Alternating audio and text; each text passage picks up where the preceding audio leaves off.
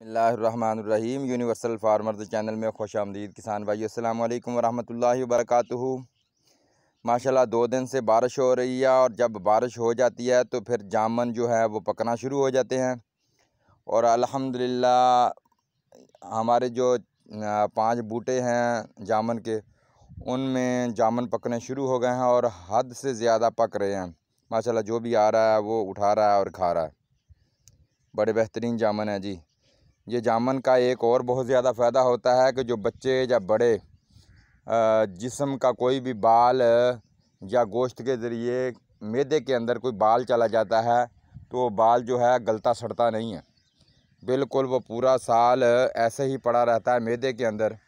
तो ये जो जामन होते हैं ये खाने से वो जो मैदे के अंदर बाल होता है वो निकल जाता है।